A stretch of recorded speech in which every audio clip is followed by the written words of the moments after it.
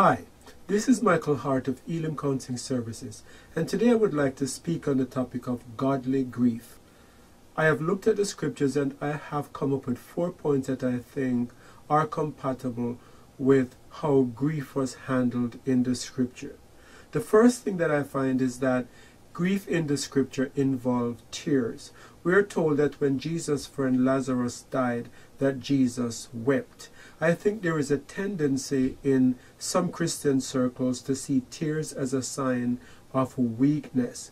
Now, if Jesus, as our ultimate example, wept when his friend Lazarus died, then this is giving us permission as his followers to not see tears as a sign of weakness. I think there is this tendency to see tears as a lack of spirituality, but this is far from the truth. The second point that I find in scripture is that godly grief involves remembering. There is this tendency to want to push away the memories of our loved one because it is just too painful to remember, because remembering brings us to the fact to deal with the fact that they are no longer there.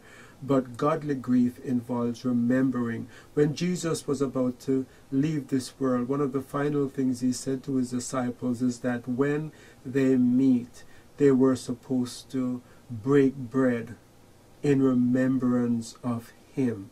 So in other words, Jesus was saying it is healthy to remember. So don't be in a rush to push away the memories of your loved ones. Find time to remember at Christmas, on their birthday, at special family events. Keep the memory of these loved ones, of your deceased loved ones, alive, because this will help you to grieve in a healthy way. The third thing that we find in scriptures is that godly grief involves community. When Jesus' friend Lazarus died, we are told that the Jews from all around came and congregated at Mary and Martha's house, Lazarus's house, as a way of helping the family to deal with that grief. So do not isolate yourself. Find time to be with community.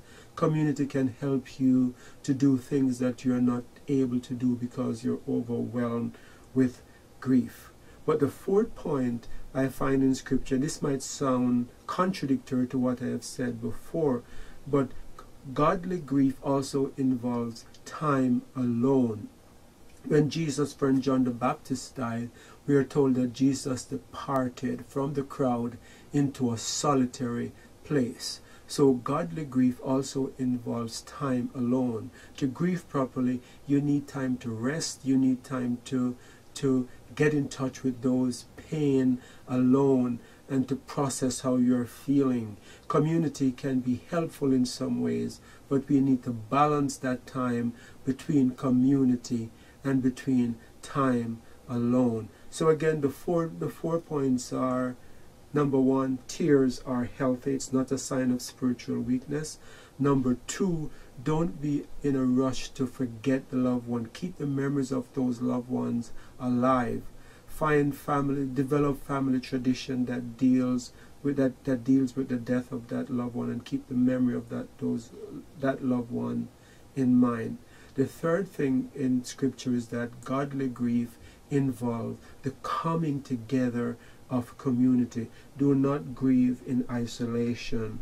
Find time to be with others. And then the fourth point is that godly grief also involves time alone, where you can rest, replenish, and deal with emotions in a way that you can't when you're surrounded with others.